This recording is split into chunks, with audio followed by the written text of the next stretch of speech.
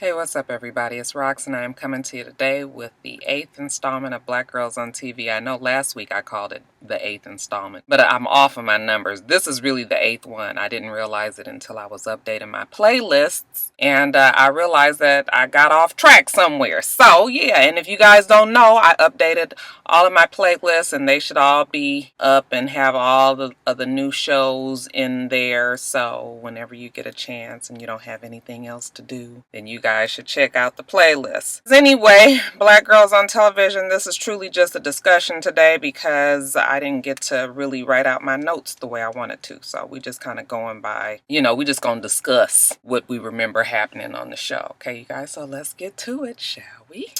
Okay, you guys, first on Empire. How you guys liking Empire? It's so funny. Everybody is complaining about Empire and saying that the numbers are dropping, which I thought would happen anyway. Like I said, I don't know how they was going to be able to be maintaining 18 million and 17 million and, them kind of viewers. I think they're down to maybe about 12 million, which is still doing really well. But, the fact that they were at 22 million at some point, people are starting to say that people are dropping off. And maybe people are, but I'm kind of fine with the show this season. I mean, I don't think I expect anything more than what we've been getting. It certainly isn't worse than last season. So I don't know why everybody, I guess everybody is just really kind of realizing exactly what the show is, okay, which is definitely a soap opera. Truly got the feel of a soap opera yesterday. I mean, it truly felt like Knots Landing, Dallas, Dynasty, all of that last night. But anyway, on Wednesday night, let's talk about it. So,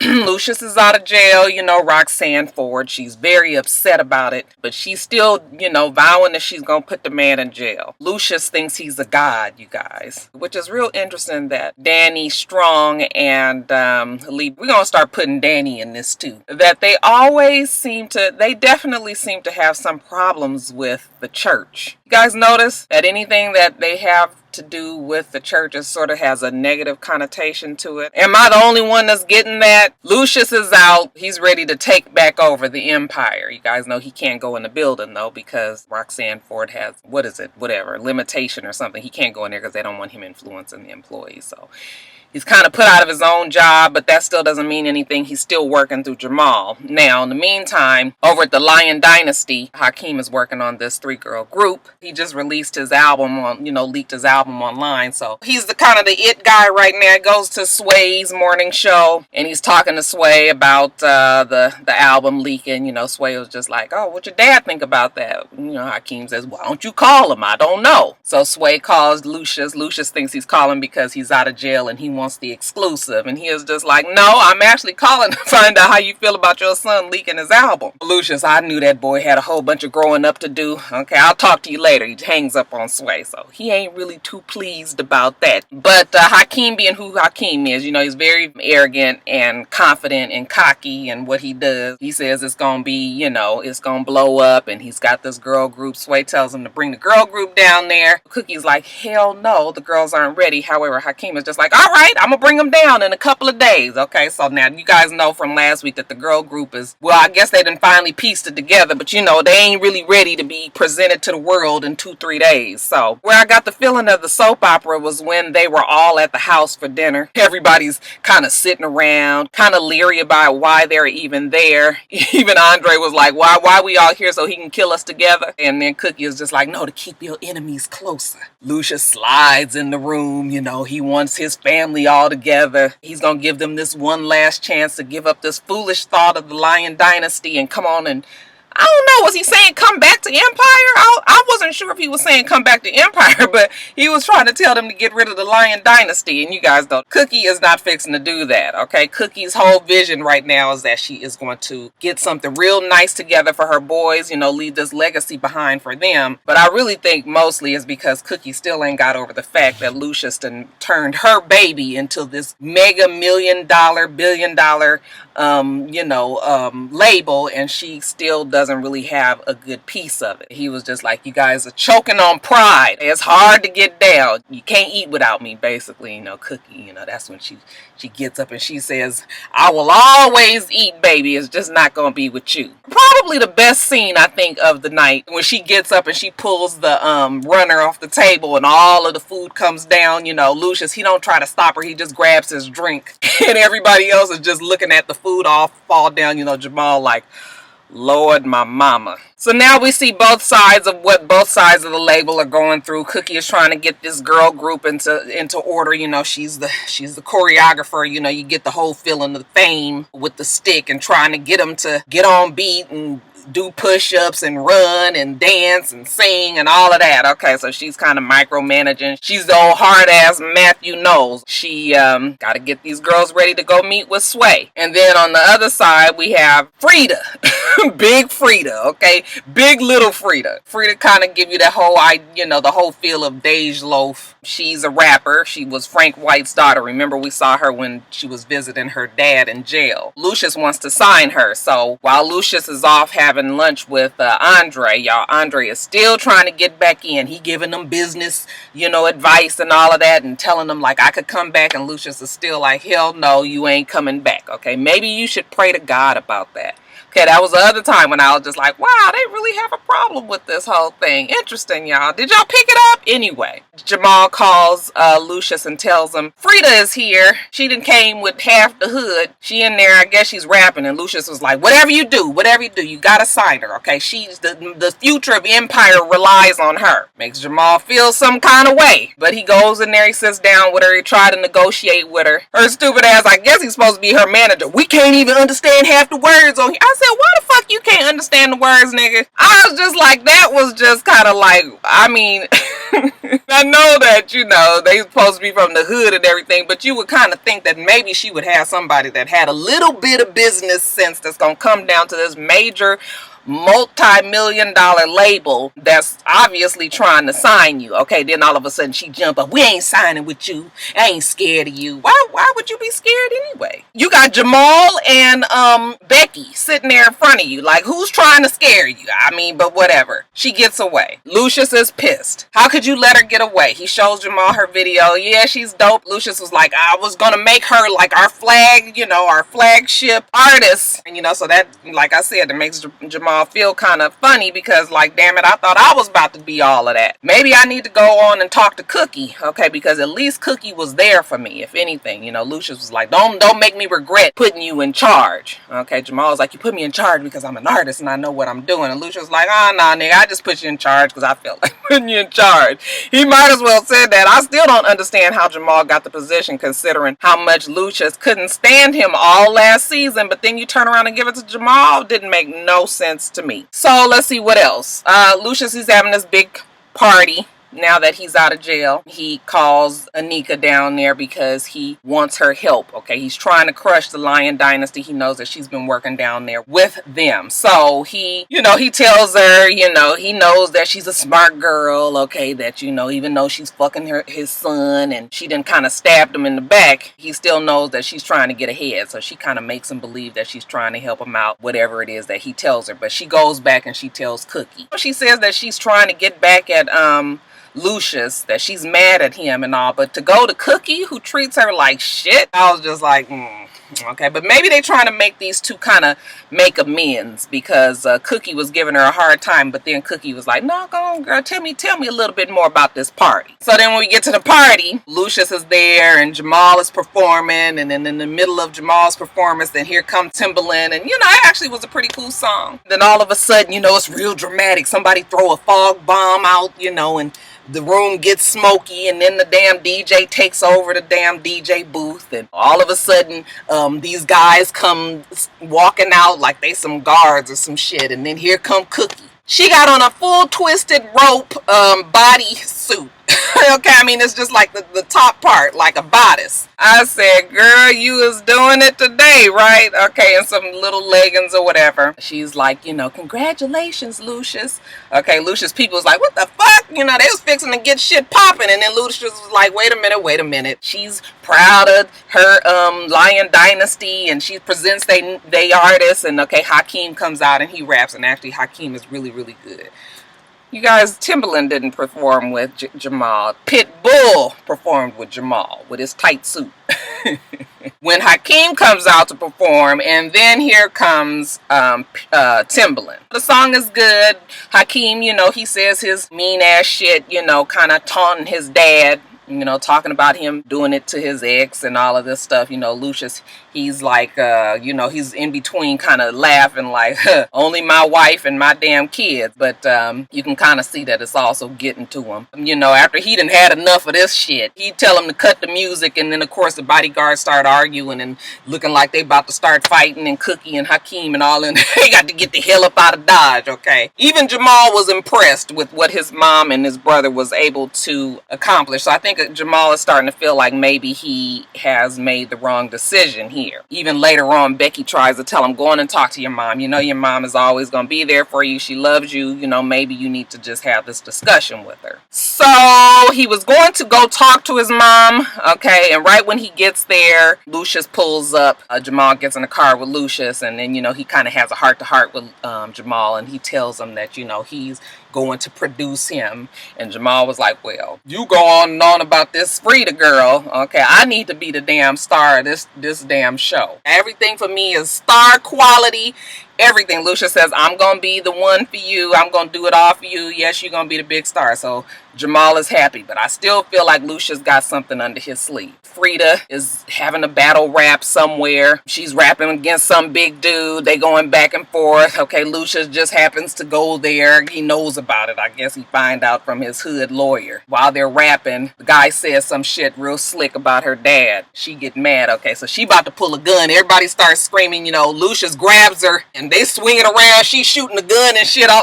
Just like, what the fuck is going on? And so then when he puts her down and he's just like, don't ruin your life for nothing. Your daddy didn't want this for you. And she's like, my dad was crazy. You don't know my dad. And he's like, yes, I do. I know your dad very well. He wouldn't want this for you. Let me help you. I'm going to be there for you. So Lucius is still trying to get her over to Empire, obviously. Then once his lawyer tells him he needs to get out from over there, he goes, I guess he's walking to his car. He's walking somewhere. And then all of a sudden Roxanne Ford is down there. Okay. And she's just like, well, what are you doing here? And he was just like, oh, it's a free country, right? I ain't doing nothing wrong. Why can't I walk around in the middle of the hood in the middle of the damn night? She's bluffing. She says that she has New York undercover, you know, hidden away, and that he's going to testify against him. And Lucius was like, okay, well, you know, as soon as you bring him out from wherever he is, then that's fine. Okay, we'll worry about it then. I don't know why they still not talking about New York undercover. Why nobody seems to be concerned or worried that he's not even around. Everybody's kind of going on with business as usual. I mean, they're going to talk about it next week, but it just seems weird that, you know, so that's kind of a flaw in the writing.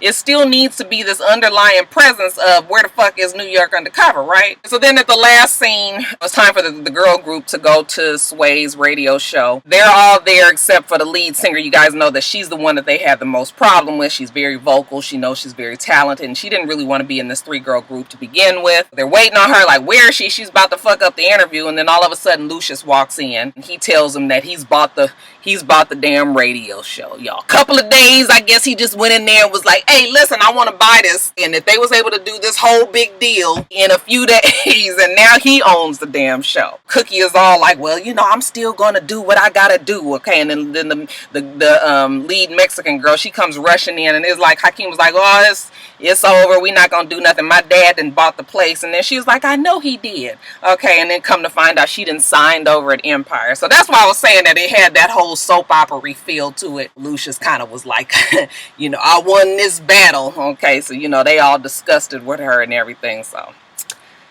that was Empire. What did you guys think about the show? Did you enjoy it? I was cool with it. I really was.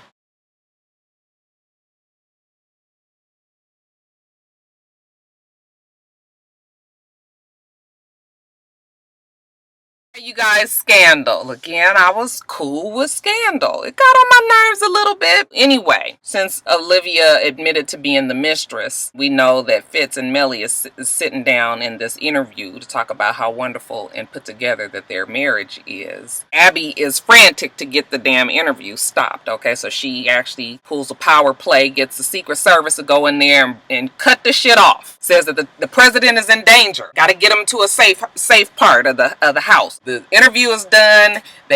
She gets Mellie and Fitz in this room, and she has them turn on the TV and look, and they see that Olivia has admitted to being the mistress. And all of a sudden, Mellie is just like, oh my God, this is a fucking disaster. How dare that bitch? Fitz is kind of over there like, oh, guess the game has changed. He's pleased that she's done that. Olivia shows up at the White House, and I was like, ain't this about a bitch? Nigga just gonna show up after you done completely ruined this relationship of these two. She gonna show up at the house kind of just sort of like, if I was Mellie, I'd have beat that bitch ass right there on site, y'all. Fucked her up. But they trying to figure out how they can spin it. And Abby and Mellie are trying to get this all together, and Fitz is just like, we can't lie. That's it. She already admitted to it. We gonna admit to it, and we gonna move on. Liv also tries her hand at trying to spin it, and again Fitz shuts it down. You know, we gonna do this, babe, don't worry about it. You know, they all giggly and shit, they kissing in the Oval Office. I'm just like, really, all this going on and y'all still like, it's just the reality of the situation obviously ain't hitting neither one of these two. Abby goes to talk to Mellie. She tries to help Mellie, but Cyrus is there. Mellie is fucking so mad that she has blood in her eyes. She says she wants to destroy Olivia. She wants to hurt Fitz so bad, you know, she wants it to be so bad with Mellie that Fitz gets hurt, you know, she wants, you know, she want to eat their children, she want to eat their grandchildren. Cyrus was like, look, don't waste time being human right now. You need to work this to your favor. All the shit that you've been through and you've worked hard for, you about to throw it all away on emotions and the fact that your husband, who's been fucking around for so long, you about to throw all this away. You have a bigger picture in mind, and what is that you want, okay? And he reminds her that she wants the Oval.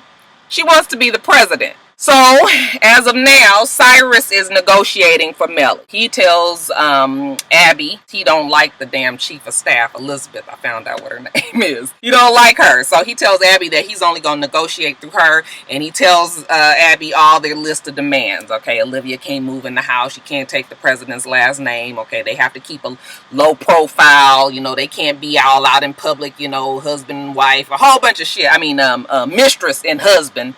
You know, all this shit. So Abby goes back and tells the president ain't feeling it, but Olivia's just like, look, just give it to him, okay? Whatever they want, let's just give it to him. It is not that big a deal, okay? Mellie has got to deal with quite a bit. And damn Olivia, she's the worst fucking mistress around. She's so concerned about Mellie that she can't even put her damn self ahead, okay? So I guess that's the human part of Olivia that they want the viewers to remember, that she's not just so heartless. She's fucking this woman's husband, but she still cares, you guys, about Mellie. In the meantime, Abby is pissed at Olivia because she was just like, you lied to me. You told me straight to my face that you weren't messing with the president. I asked you and you looked me in my eye and said no. And Olivia was like, I didn't want to tell you because I didn't want to burden you. And Abby was like, no, you didn't want to tell me because you didn't think I was going to be able to handle it. I guess Olivia realizes right then that maybe Abby is telling the truth, and that, you know, she's always holding on to shit so tight. She has to be in control of everything, and, you know, she didn't trust her best friend to be able to handle the whole pressures of Olivia and Fitz being in this relationship. In the meantime, Jake and Quinn and Huck,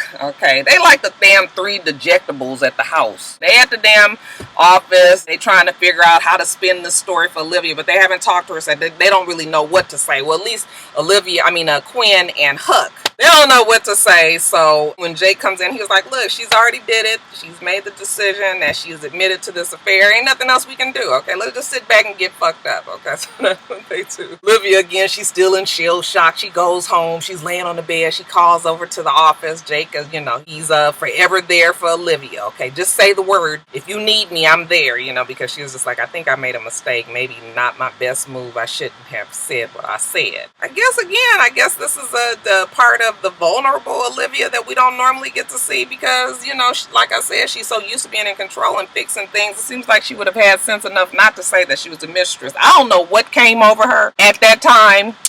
I guess she just, you know, had a little slip in judgment there. So you guys, they're going through the negotiations. They're trying to agree on everything. You know, Fitz is having a problem with everything. Like I said, Olivia's just like, let it happen. Give them what they want. Let's sign this. Okay, they get the shit all printed out. Cyrus brings the agreement back to Melly to read over, and she basically got everything that she wanted. Melly is still like, it's still not enough. I don't really know what's what here, but it's not enough. Okay, they're not suffering enough. I guess she's probably even more upset than the fact that they didn't even try to fight her on anything. They just was like, here, let us just be together. And she was like, fuck is wrong with you, Cyrus? Like, you used to be a monster. You were an animal. You would have gotten way more out of this. I'm trusting you to get all that you can for me, and you don't even do that for me. Like, how, what is wrong with you? Okay, so, you know, Cyrus, I guess he gets a wake-up call like, you know what, you're right. So he goes back over to the president's office. He tells the president, you know, that the only way that this is really going to work out is maybe that he and Melly should get back together, you know, put Olivia's relationship on hold. That's now on the table. Olivia's sitting over there like,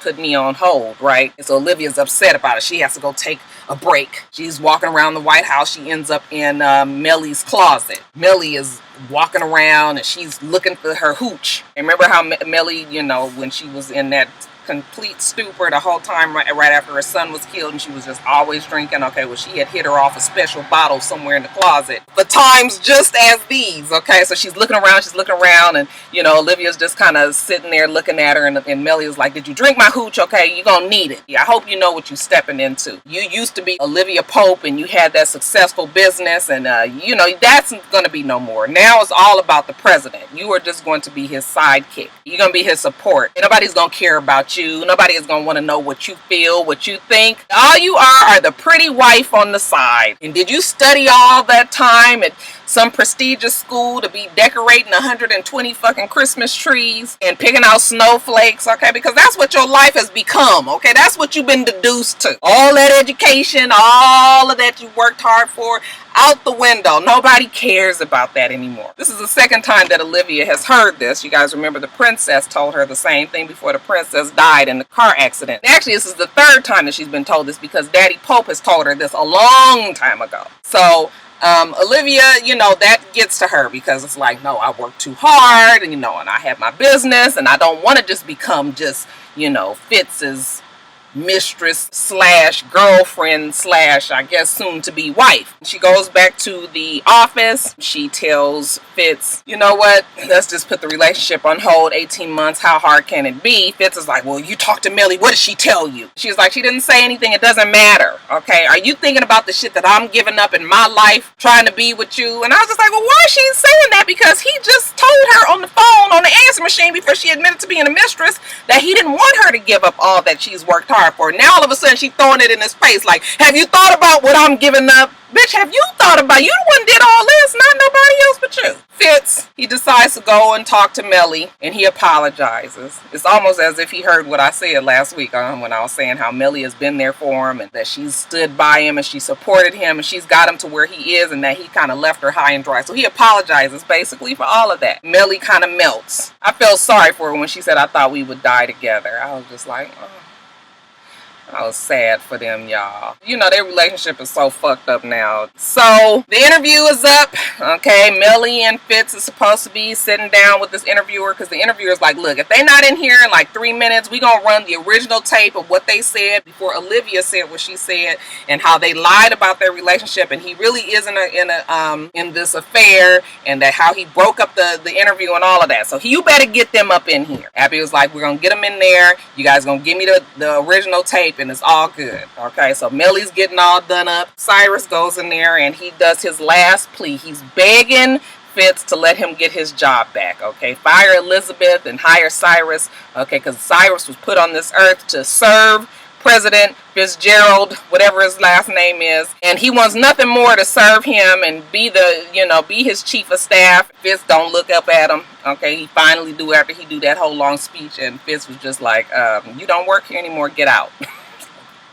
Y'all saw Cyrus's face, it kind of just was cracking on the ground for a minute, and then it looked like he kind of flipped, and I was like, ooh, you guys look at me, I'm getting hot. It looked like somewhere up in there some shit broke, and I said, uh-oh. Okay, Cyrus is not the enemy that you want, okay, and definitely not Cyrus and Melly, okay, because Cyrus goes back to Melly. Melly is looking over what she's gonna say at this interview and all of that, and now that Cyrus can't be with the president, okay, well, the president has just made an enemy out of Cyrus, so he goes back to Melly and he gets up in her head and tells her, so he finally tricked you into going on and agreeing to this, okay, you deserve way more than this. I can't believe you about to sit down in this interview and, you know, kind of co-sign everything that he wants you to do after all that he's done to you. He leaves out the room. She starts thinking about all the shit that they've been through, all the things that Fitz has done and said to her. Fitz comes to get her to go to the interview, and while they walk into the room and she's thinking about everything, she stops right at the interview door. Everybody's like, okay, Melly, just come on in and let's sit down. And honey, Melly is like, I can't do this. I'm not doing it. Okay, she turns around and walks off, and Fitz was just like, what the fuck is going on? Melly is pissed. She runs off with Cyrus. Fitz is in his room. He don't know what to do. Abby is like, I'm gonna fix this. Let me fix this. Okay, she kind of looks over to Livia like, well, you know what's about to happen. And, you know, Livia just give her a look like, you got to do what you got to do. Okay, so, you know, she's just like, let her go. So Abby goes to the press room, and she basically just kind of paints Olivia as this hoe, says that she has this reputation in Washington, that she's loose and all of this, and, you know, that's just what it has to be, that she lies, that the president and Melly are together, even though now it's a problem because Melly and Cyrus are off somewhere and we don't really know what they're about to do. But in the meantime, they're trying to settle the press and the media and everybody right now. So Abby basically says Olivia's a liar. Melly and Fitz are fine. Okay, and then the very last scene, Jake is at the office with Quinn and Huck, and they're looking at the TV, and they're like, all this shit going on with the president, nobody even knows, nobody cares that the Louvre is on fire. The Louvre. So Jake goes to visit Daddy Pope in jail. He's looking at all this on TV just like, oh, my daughter, she's a fucking crazy fuck up sometimes. He's eating, and Jake goes to visit him, and he tells him that the Louvre is on fire. Daddy Pope was like, oh, so Lazarus won. I guess that's code name for somebody. You know, Jake is sort of like, yeah. And then he said something about the ballroom burned down or something. Y'all, what did he say? I rewound that about 100 times. I couldn't figure out what the hell he said. So if you guys know what he said, y'all leave that down below. Okay, but look like Daddy Pope is about to be back in the picture, which I'm very excited about. Y'all, I love Daddy Pope. And then lastly, you guys, How to Get Away with Murder. The show flashbacks and forth. So it starts off actually with Annalise bleeding out on the floor. The phone is ringing. She's trying to get to it, but you know she's weak. She can barely move, but she's trying to catch it. She's trying to catch it. She's trying to catch it. Right when she tries to catch it, it goes to voicemail. And we see that it's actually Nate. He's calling her. He's like, you know, let me know that you're okay. But can't let him know because she's bleeding out on the floor. Then it flashes to 7 weeks earlier. Y'all, that Annalise, if she don't do nothing else, she gets her drinks in, right? She's having a bender at the damn house. She's trying to go over the kid's murder case. She's drinking and she gets drunk and she falls out and all of that. But she's just trying to get the shit down in her head, trying to establish motive, okay, and what the kids had been told her and all of that. But yeah, she is fucked up. She passes out, and then all of a sudden, I don't know how long she's been passed out, but she hears like some bumping around in the house. Okay, so she jumps up. I was like, well shit, you ain't really knocked out if you jump up, right? And she goes downstairs, and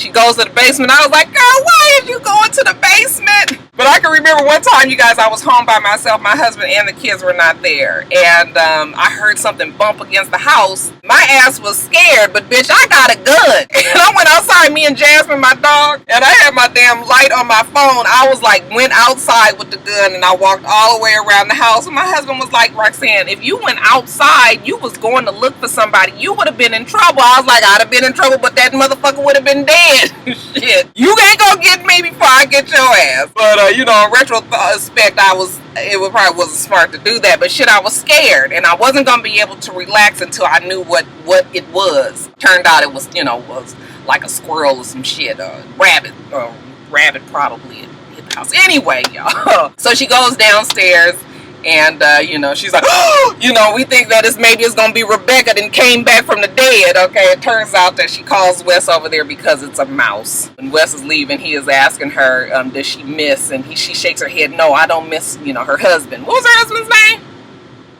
What was her husband's name, y'all? I can't think of her husband's name. But she was just like, no, I don't miss him one bit. And then he was like, no, I was gonna ask you, did you miss Nate?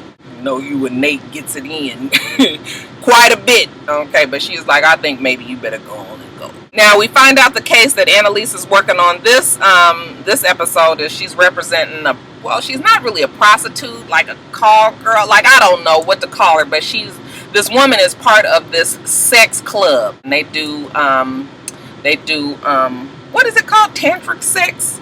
You fuck all weekend and you fuck for days and you have like these hours long orgasm shit, which I just can't understand. Like, y'all, just that one orgasm you have for about 15 seconds feel like your fucking head is gonna blow off. I can't even imagine what the hell a damn 5-hour orgasm must feel like. Shit. Evidently, this woman was having sex with one of the guys that's in this club or this organization or whatever you want to call it, and he died. Okay, so they feel like she killed him. His name is Dominique. Annalise needs to get some, needs to talk to some people that belong to this club, and maybe, they can get them to testify in defendant that Annalise is trying to represent. But don't nobody want to come. Okay, all of the students go out and talk to the people, and everybody's just like, oh yeah, we do this, we do that, have a good time, do every day, go down there, have big parties, whatever. But no, I'm not testifying. I would rather go to jail. So that shit don't work out. In the meantime, the other case that Annalise is working with the kids, okay, we find out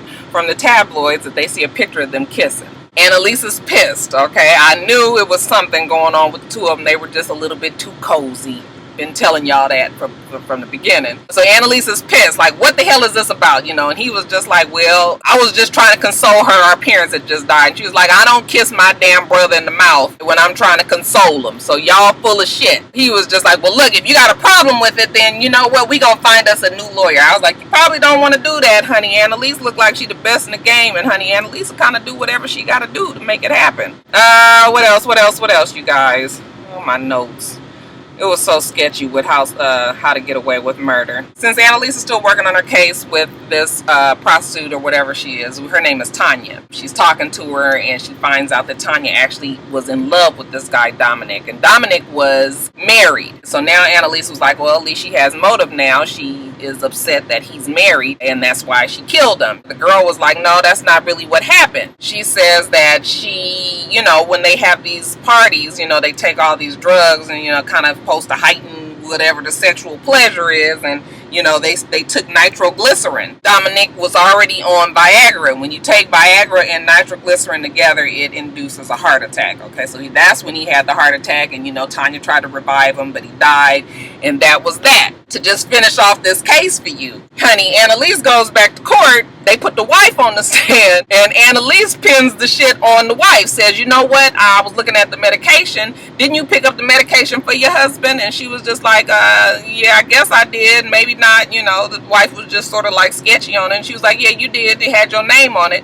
Okay, and didn't you give it to him? You knew he was on Viagra, and then you gave him the nitroglycerin, and you the one that killed him. You gave him the nitroglycerin and gave him a heart attack. Okay, Annalise just like pinned the shit on the wife. Was just sort of like, oh no, I didn't really do that.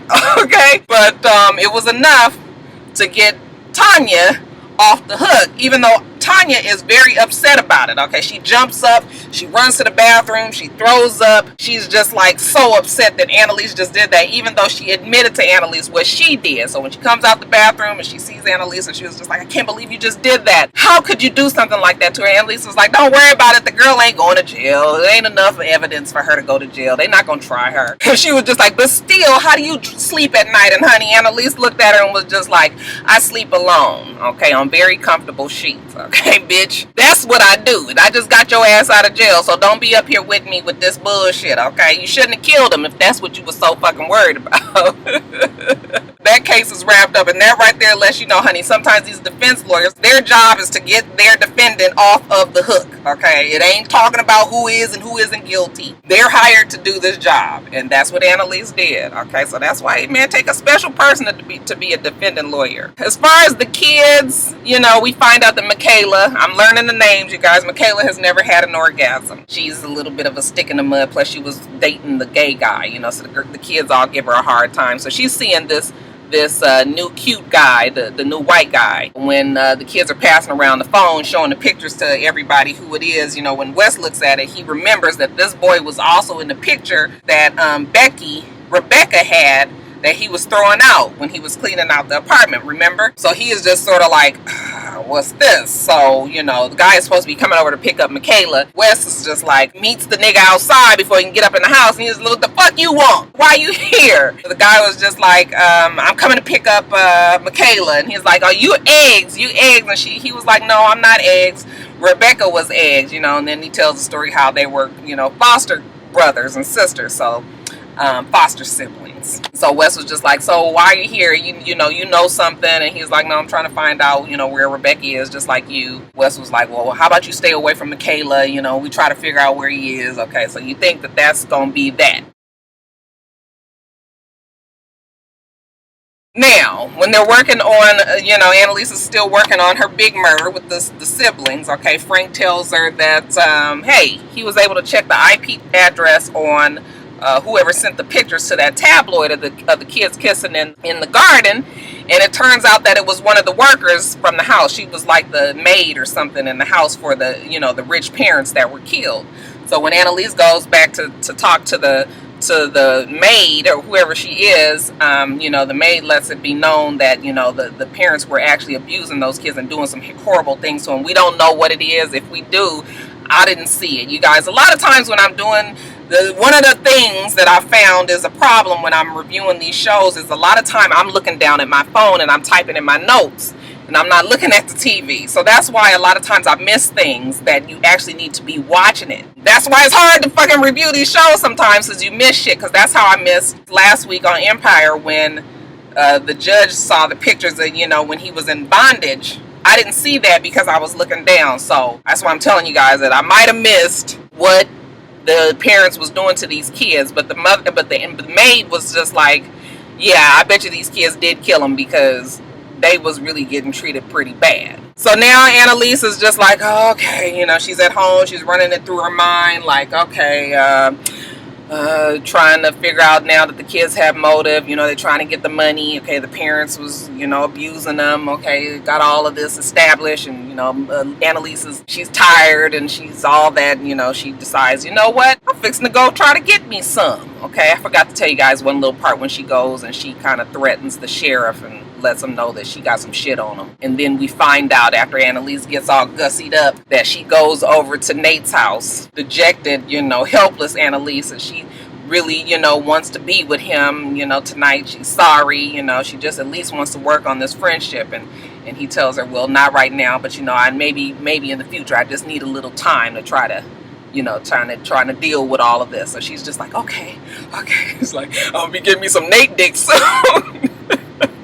When Nate closed the door, he looks over and Wes is kind of over off to the side, and he's just like, okay, I'm in. We find out also during that time that Nate got his job, he got offered a sheriff's position from the guy that I just told you that Annalise went to go threaten. Okay, so all of this is falling into place. Still don't make no sense, but now I guess it's coming together. Then it flashes back again to 2 months later when the kids are running away from the murder scene, or where Annalise is bleeding out and the prosecutor's bleeding out of her eyes, nose, and ears. They hear a police car coming, so they jump in this ditch and they're hiding, and they're like, what is that? Is it the police? Then all of a sudden you hear Nate's voice and he's just like, hey, you guys, what are you doing? Come on here, get in the car. And Nate is in his sheriff's uniform, and the kids all get up and they run and jump in the car, and so now it's just sort of like, okay, so what's this about? Like, did Nate put the kids up to shooting Annalise? I still don't think that's what it is. It sounds too convenient. And also the fact that Nate is calling at the beginning of the show to find out if Annalise is okay. So it's just like, okay, so another twist, you guys. But still, I love How to Get Away with Murder.